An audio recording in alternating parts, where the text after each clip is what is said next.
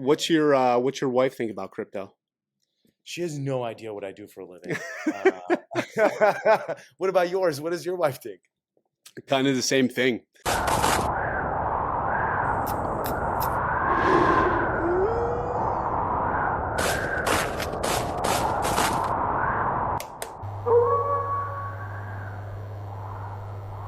In this episode of Beyond the Den, join me, D.O., as we welcome Atif Khan from Thirdweb.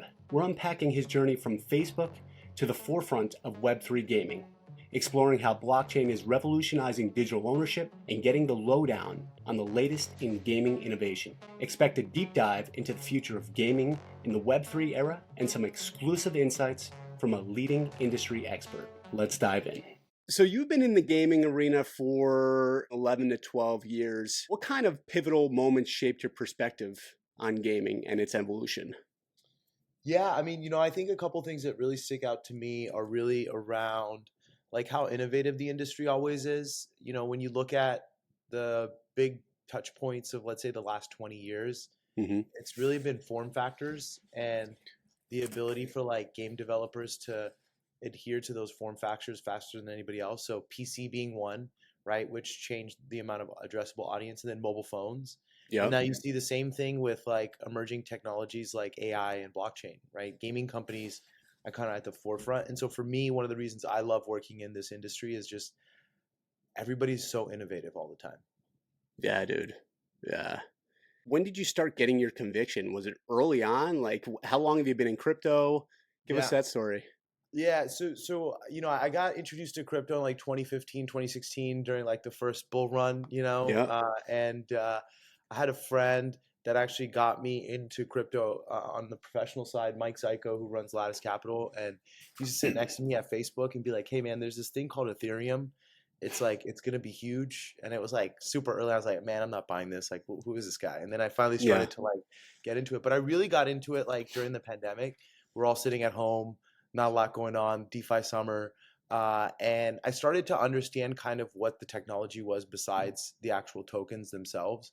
And, having worked at Facebook for 8 years, like I saw the power of what decentralized identity data, that could actually mean for consumers because of the effects of some of these centralized companies like Facebook. And then as somebody that spent a lot of time in gaming and actually plays games, it was like, man, I could take all of this money and time I've spent and actually accrue value and transfer that value either into the outside world or maybe into another game, which is what typically gamers do. And so for me, it was like a light bulb moment where, okay, this isn't just something that people are speculating on, but there's actual technology here that can drive consumer behavior and value in consumer behavior. And so that was like, that summer was like, oh man, I got to go work in this industry. Sure. So how long were you at Facebook then? 8 years. So 2013 to 2021. It was a wild time. There was the time that I described before Cambridge Analytica, and then the time after Cambridge Analytica. And, before Cambridge Analytica, Facebook could do no wrong. And after, that time, Facebook could do no right. And it was an interesting time to see two different companies. Yeah. Were there a lot of employees at Facebook that were pretty much 1 foot in and 1 foot out? No, I think that's one thing that like Facebook did a fantastic job of is we hired really, really smart people that wanted to be there and were actually just really good people. If you encounter any ex-Facebook person, I'd say 8 to 9 out of 10 are willing to help you, support you, talk to you, take the time out to like listen to you. And I think one of the things that like Facebook has done an extremely good job of doing is insulating itself internally from some of the external noise and hiring professionals that really drive the business forward. And so it never felt like that. And I think that's why you see the continued success, not only of the business, but like of the stock as well, right? Over the last like 3 years. Yeah. Yeah. And what role did you have at Facebook? So, it started like early on the sales team as just an account manager. At the end, was running a $300 million business for the gaming team. Nice. And so, like, when you're there for 8 years, you have a lot of different roles. But my role typically was to find the most innovative and interesting gaming companies and finding a way to unlock them from a revenue potential at Facebook. So early mobile across mobile apps, working with early machine zone Scopely, all the way to unlocking new verticals. That was kind of what I focused on. Yeah. And you're pretty close with Owen from Infinity Guys, right? Yeah. We started. He started a few years before me at Facebook, Yeah. and interesting relationship. We were peers. Then he was my boss, and then we became peers again. And he's a good friend. We obviously, I'm an advisor at Infinity Gods. Love what they're building. Exciting for him to like get out of the confines of a big company and flap his wings a Sure. little bit. He's a really impressive dude, and I've been lucky enough to learn a lot from him. Yeah. So did he leave first? No, I left first, and then I nagged him. I'm like, dude, you gotta go start a company. Like, you're wasting your Hmm. talent. Wow. And he had always tinkered on like, hey, I want to run a gaming company. Really took the time to understand the industry, but he was always really focused on the internal makings of what makes a game successful and a studio successful. And I think you Hmm. see that right with the progress that they've made. They've Yeah. obviously raised from some fantastic investors.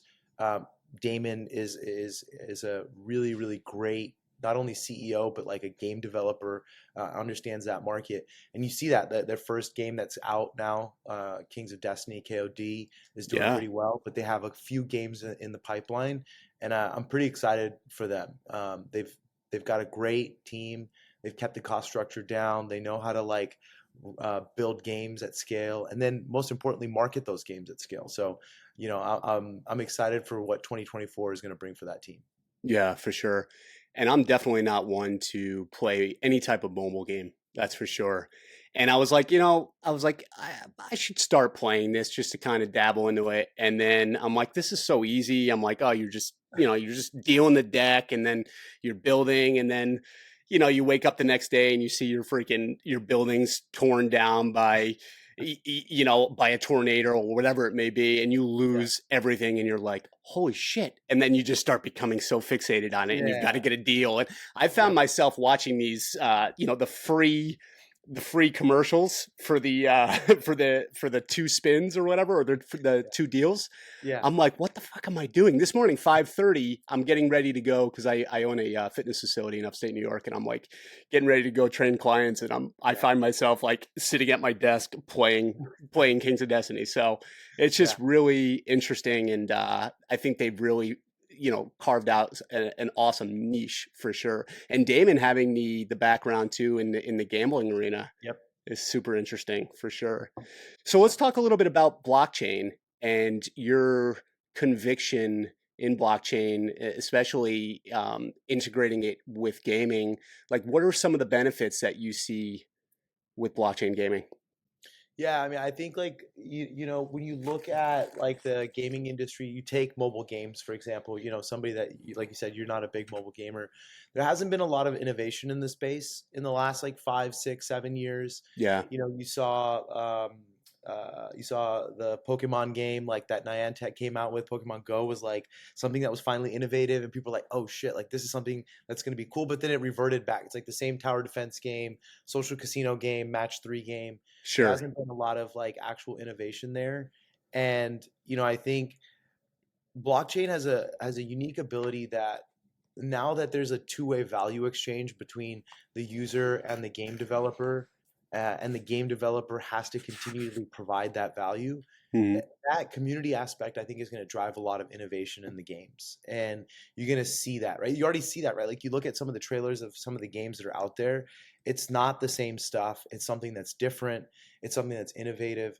And again, like I think that's where we going back to why it's exciting to work in gaming. That innovation piece is what drives the whole industry, and I think that's what I'm really excited about. That's one thing. The second thing is like digital ownership. Like Yeah, dude. all of us spend money buying games or in games, right? Hmm. And if you look at the paradigm shift from like an arcade, right? Like an arcade all the way to like PC to console to now to mobile to now, Hmm. you actually see that over time the value accrual is changing, right? Like in PC and console, you like paid $50 and it was like, hey, Yeah, that's it. You get a that's what finite you amount of got. value. That's Yeah. what you get, right? You and I we bought the same games, right? Like growing Yep. up. Yep. And with mobile, you had micro purchases, so you had to at least drive some incremental value. So the user had to like basically give signal to get more of that, or you had to watch an ad, like the rewarded video you watched Yeah. to get that, right? Yeah. Now users through tokens and NFTs will actually be able to exchange value directly with that publisher, and that aspect of digital ownership is so important, right? Mm-hmm. Again, going back to the Facebook analogy, identity, right? Like the ability Yeah. that like you actually own that identity and somebody can't farm and sell that identity out without your consent. Like that is an extremely important concept. It's so important that these Web2 centralized companies like Google and Facebook are prioritizing or have prioritized blockchain. And so for me, it's like, man, this is like a huge paradigm shift. Like I remember 20 years ago, people were like, the internet's not going to go up. It's not going to be big. And like, it's whatever. It feels like, again, 15 years ago, it was like, who's going to carry this stupid hot thing in my pocket, right? And Yeah, now dude. blockchain, it feels like it's like that next paradigm shift. Yeah. That's a great answer, man. And innovation is exciting. And you look at NFTs and the power of communities, right? I mean, what are your thoughts on that front? I mean, there's so many different options of gamifying things, and Yep. obviously back Wolf game era it's been about over 2 years now, and it was the okay, let's launch a token first, and then Yep. we can build a community, right? And now you're seeing the opposite. Let's launch a really good game, get everybody hooked, build that community along the way, Yep. then possibly launch that token, right? Can you Yep. talk to a little bit about community and tokenization and all that fun stuff? Yeah, I think like I think the new paradigm is the right one, right? You want to get people excited about an idea. You want people to actually retain because that product or idea is actually something they want to be a part of. Yeah. And then you add value, right? Like launching a token is likening to going public for a company, and companies don't go public until they have product market fit, revenue, sustained growth. Why not have that same paradigm? Tokenization is extremely important because of what I just said in terms of digital ownership. I actually think that like if you're a Web3 company that is a consumer application that has consumers and you don't have tokens, then that's a tough place to be, right? Not all businesses are token businesses, but like that in a game, I think it's important. But why not wait, right? And get it right and then really do something special with it. You see that, right? We worked with the Zychain team, Yeah. at Populous, like they they did it the right way. They have a couple of games that they developed. Um, they figured out, hey, we want to have a chain. We're going to drive a lot of transactions on that chain. We're going to onboard more games. We're going to do a node sale to make a community around it that actually Yeah. drives value. Yeah. And then we're going to launch a token, and then we're going to launch a bunch of really great games, right? And I think that model is really interesting because if you do it that way, you build up, you have that token, you can then go and get more really great games onto the platform, and that platform then turns into, the Steam of Web3 or an app store or a publisher, whichever way you want to go. I think there's a few of these types of publishers, right? Merit Circle, Mm-hmm. There's now Treasure. Beam, right? Yeah. Yeah, Beam, yeah, they're great. Treasure Team is fantastic. It's actually super interesting. Like the publishing model didn't work in mobile. A lot of like Gree, DNA, NG Moko, these large conglomerates in Asia, they Mm-hmm. actually couldn't take their bankrolls and publish games in mobile. And I actually think this token model allows allows these publishers to launch a lot more games. There was a whole swath of VC funding that dried up in the last year for games. Well, guess what? Now we have like 3 or 4 large publishers that are basically going to be able to fund a bunch of launches. I think it's Mm-hmm. a super exciting time, and I think that model is the model for 2024. That's not to say that the Wolf Games and all these other guys aren't going to do a great job. I think Yeah. it's just going to be a tougher battle uphill. Yeah. Yeah. Yeah. It's a good point. How about Immutable? Where would you say that they land in this whole thing? I know both James and Robbie and Alex. I know the founders. I think they're really great guys. One of the things that's really important throughout this is like they have been here for a long time, and Yeah. they've bet deep on games. And you know, I do think that they're going to be a really big ecosystem. I think they're working with some really great games, and they have stayed pretty consistent in their vision. And I think like one of the things that's really important in an emerging technology, regardless of what industry it is, it's like conviction. And people that have conviction keep running in the same line. Eventually, either run through the wall or jump over the wall. And Yeah. I think Immutable has an opportunity to be one of the biggest ecosystems in the space. I'm really excited for kind of what they're building and all of the great games that are on their platform. Yeah, for sure. Sure. How do you think traditional gaming companies will adapt or resist the blockchain revolution? Yeah, that's a great question. They're like I think one of the things that a lot of these gaming companies learned from mobile, like the last gaming revolution, was that they're not going to get left behind. And Hmm. so many of them are either quietly or openly, like Zynga or Ubisoft, actually like putting their feet in the water. Some of them are Hmm. pretty aggressive. Obviously, a lot of the Korean companies are pretty aggressive. And so I think that they're not going to get left behind. I do think that there's always a resistance in gaming, right? You Yeah. know, PC and console gamers think mobile gaming's stupid. Gamers think NFTs are dumb. But they Hmm. all talk about digital ownership. And so I think that we just need to see a game scale to like 1 million users, like actual users, not speculators, not people that actually aren't playing the game and are more around the community.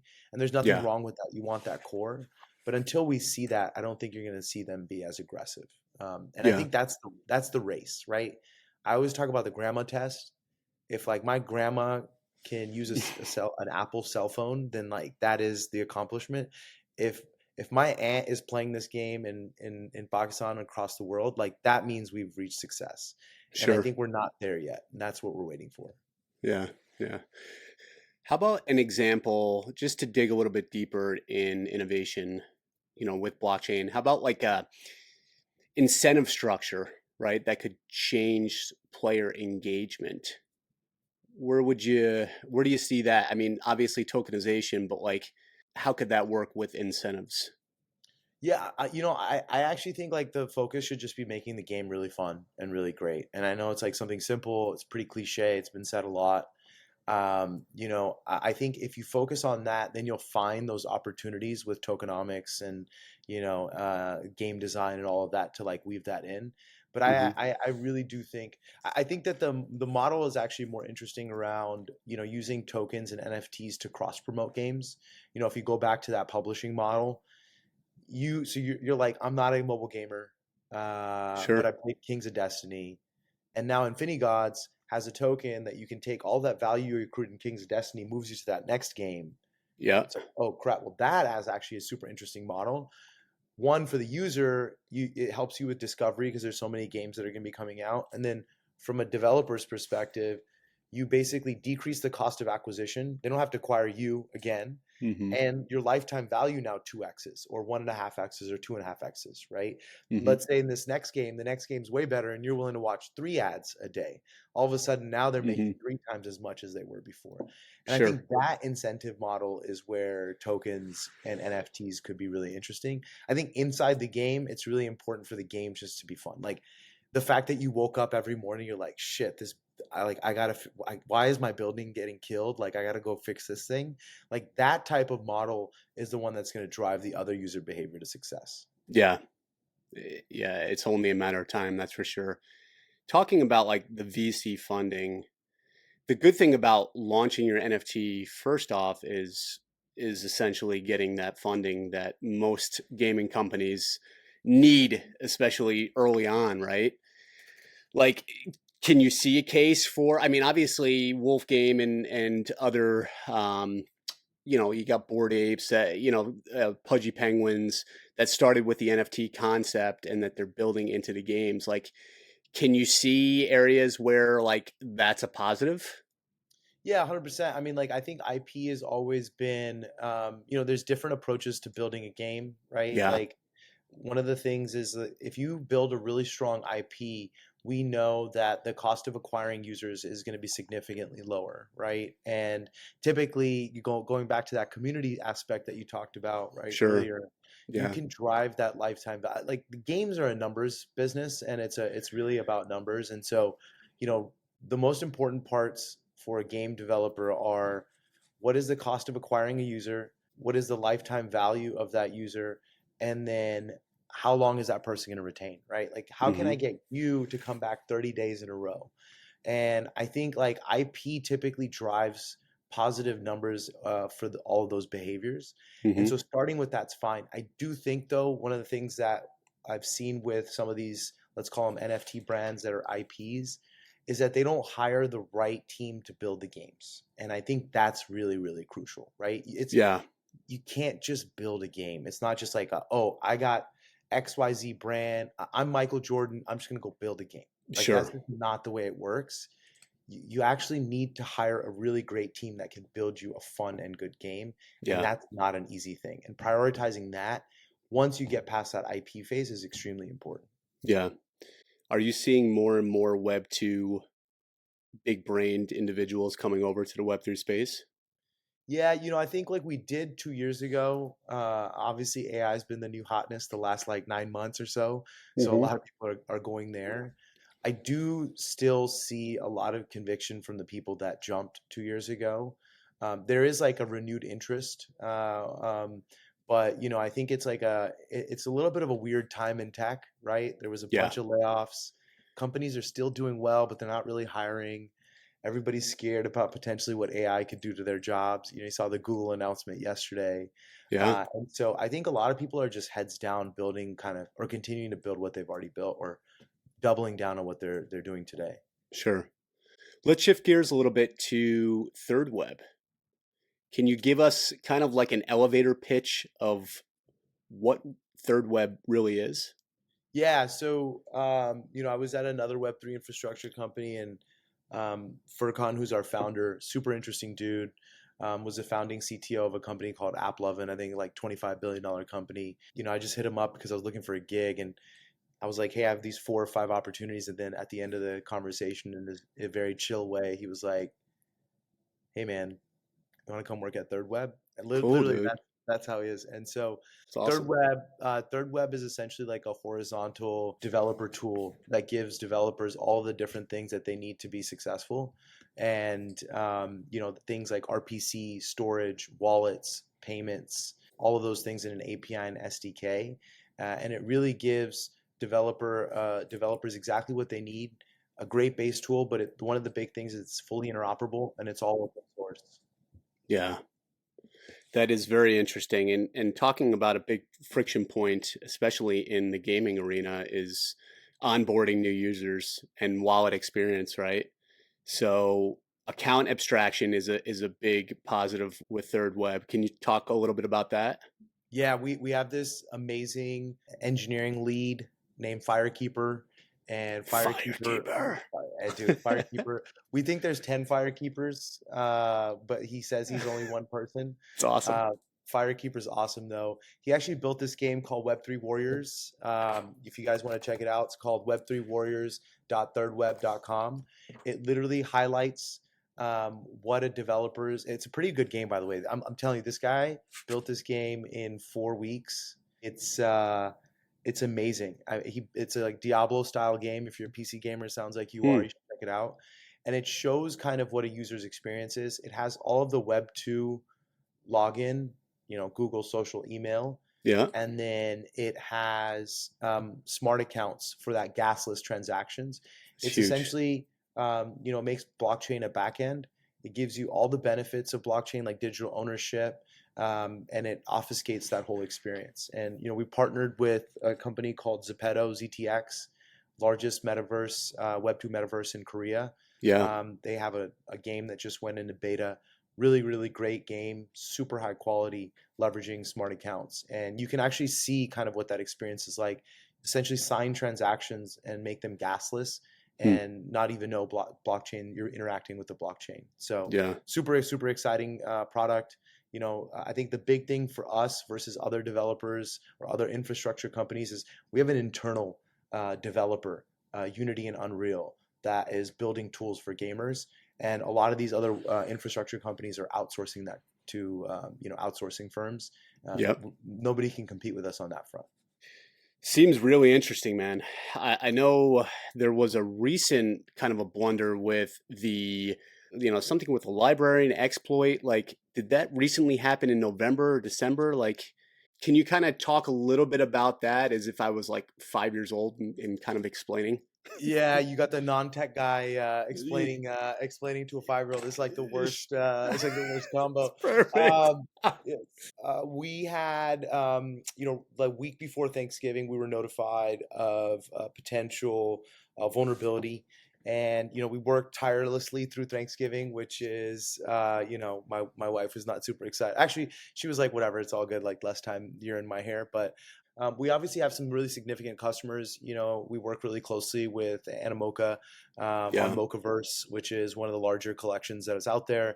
We did a lot. We were one of the largest smart contracts on, I think, Base.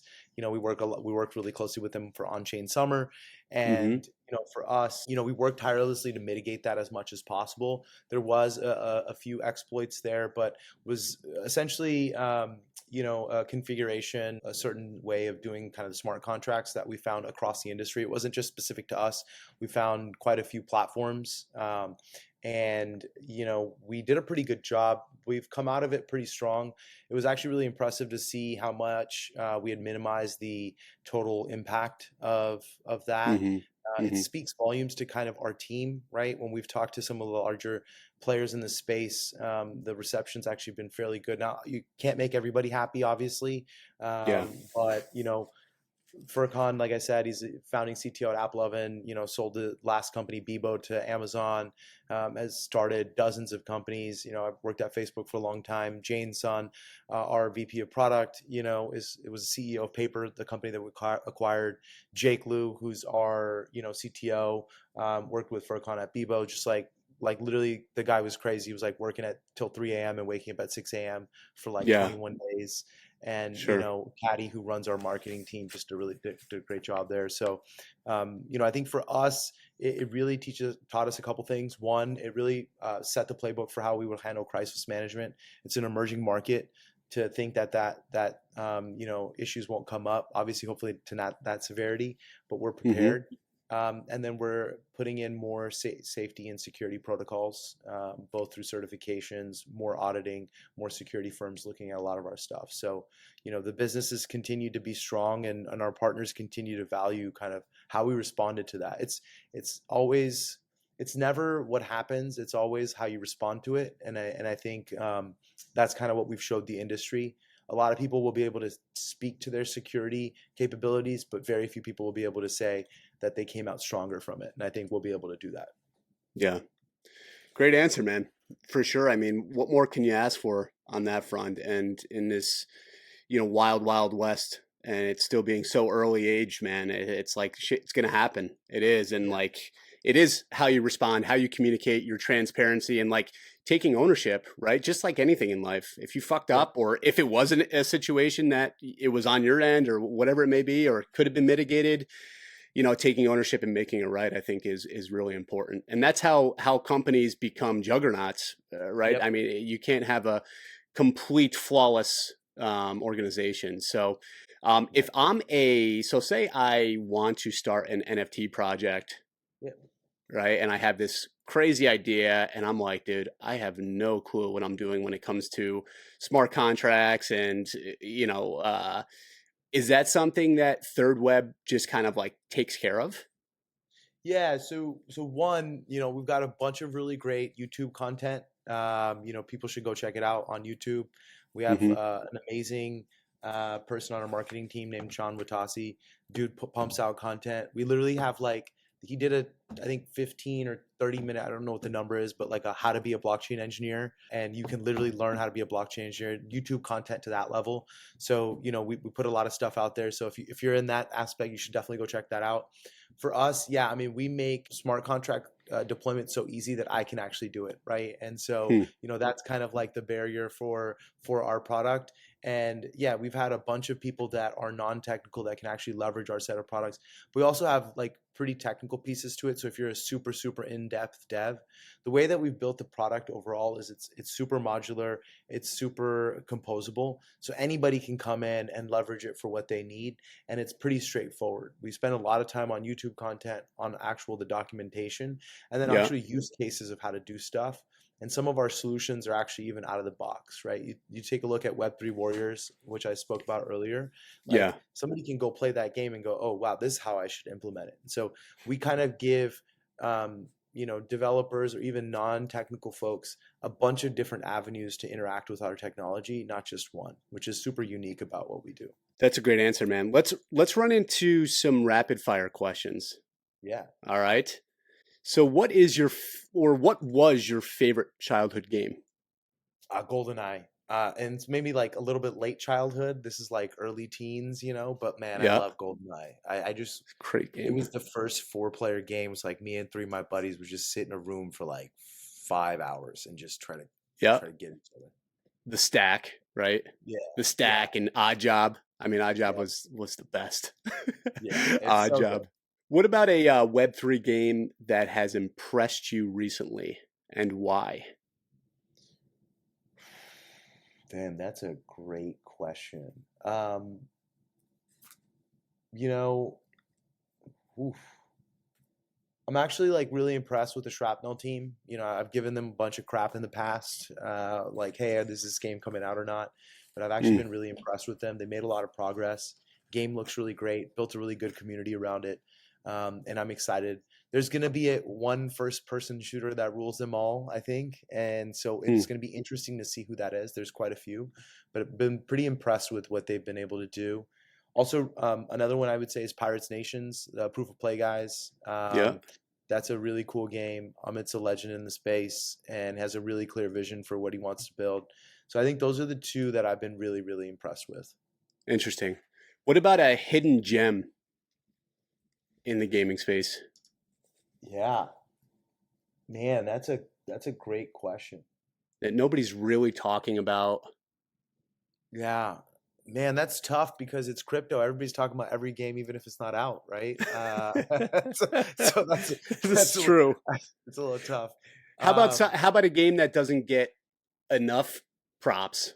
I really like the Laguna Games guys. I really like Aaron at Crypto Unicorns. Like they had a lot of hype early on, and then it seems like they lost that. But I like what they're building. I like their conviction.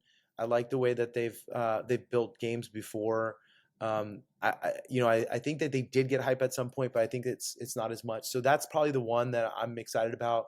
I think they've got a couple of games that'll be coming out soon. So Yeah. that would probably be the one that I think people should talk more about. Cool. What about your top 3 gaming coins? Man, it's kind of late to say Beam because that popped off already, right? Yeah, I think Becker and Ilio Trades, definitely launched that one, right? To freaking yeah, to infinity. It's crazy. It really yeah. is.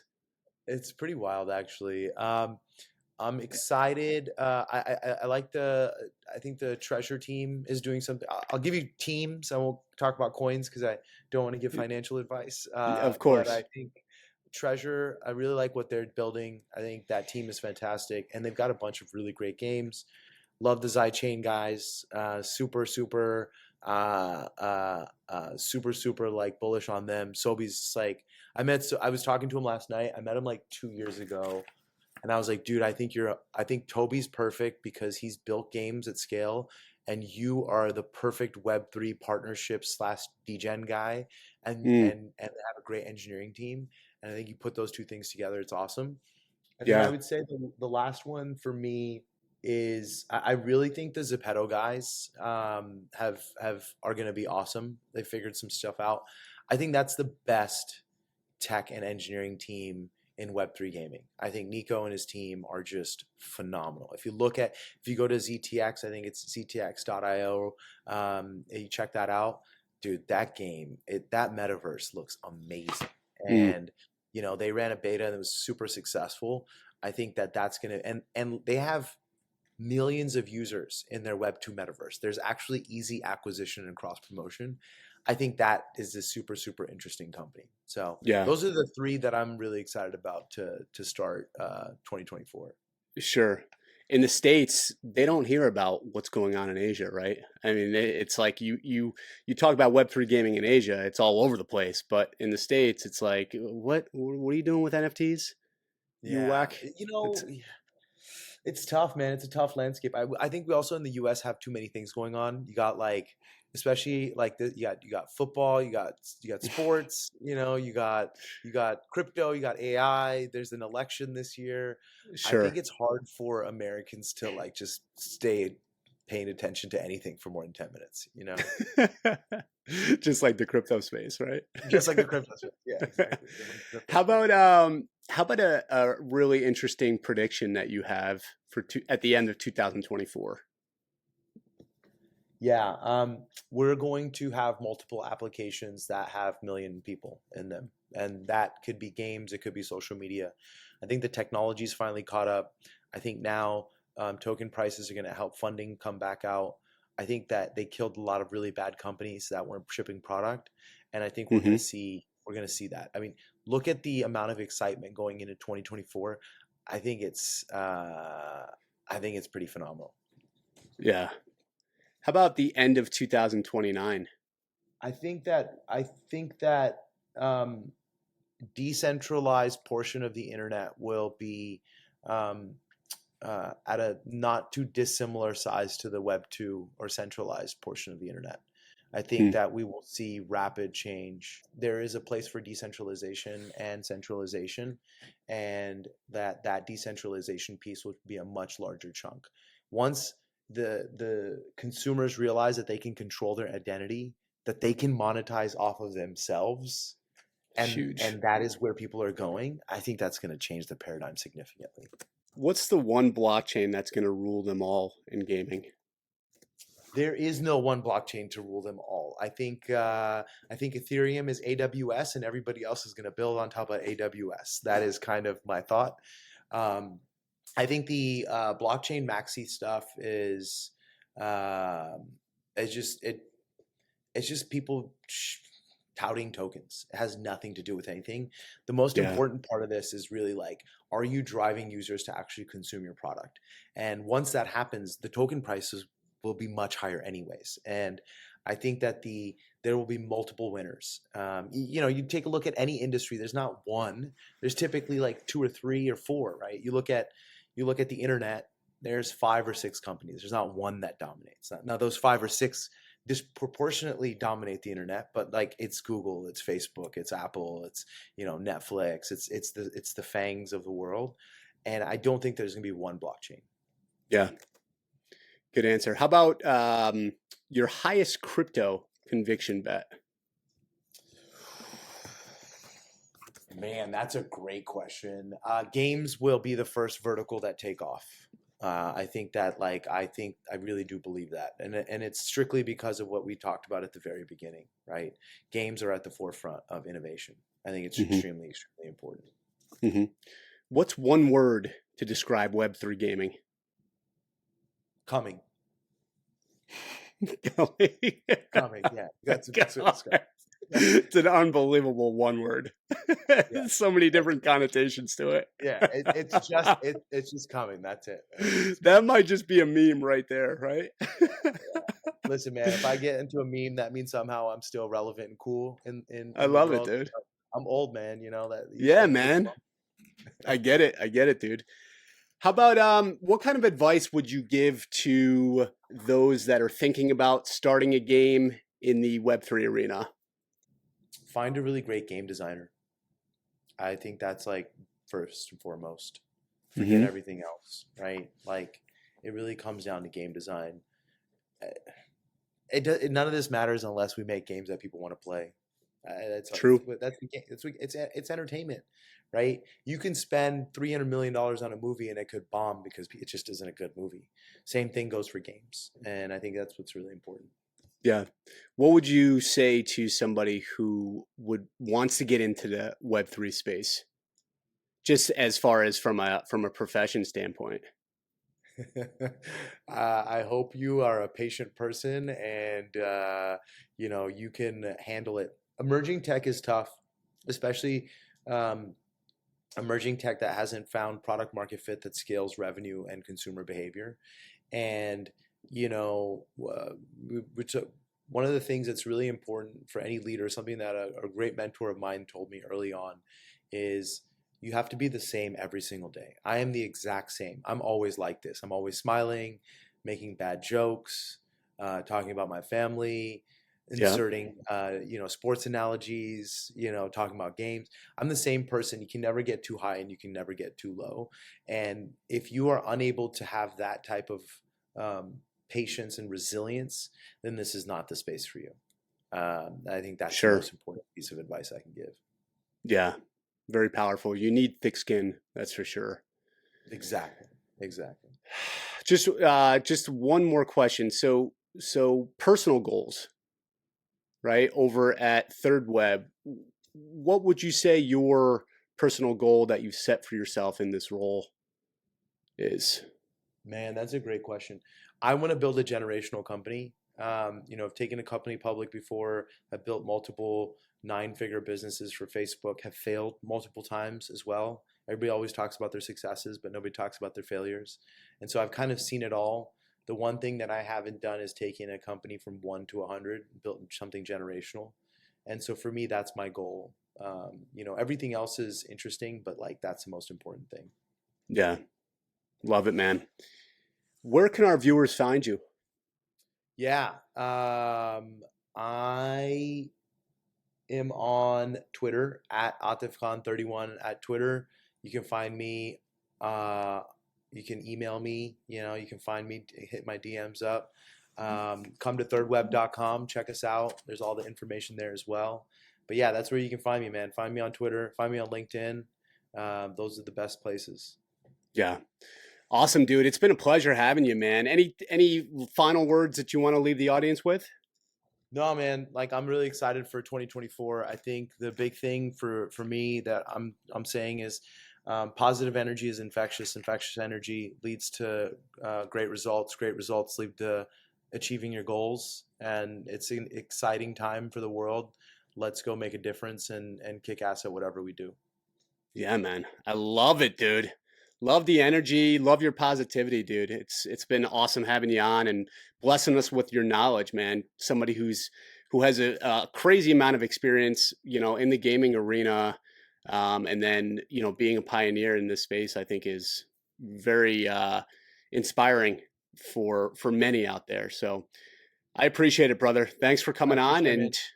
Yeah, yeah, dude. dude. We'll definitely keep in touch, and it'll be Yeah, good to get you on once partnerships get going a little bit more with yeah. Thirdweb, and I'm excited to kind of watch you grow too as a professional in this space. I think you've got a lot of awesome energy, and you've got the right mindset, right? And you're right; it does come down to that grit, man. You've got to be willing to take some punches.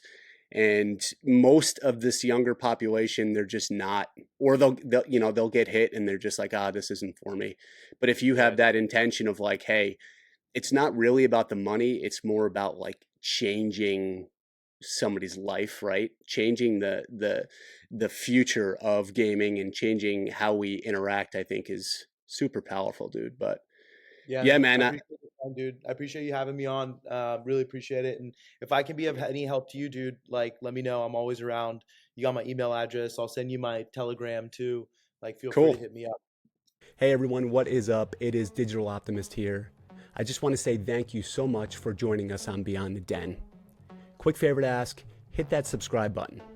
When you hit that subscribe button, that's going to allow me to attract top tier guests to provide you with the most value possible. Give me a follow over on X at Digital Optimist.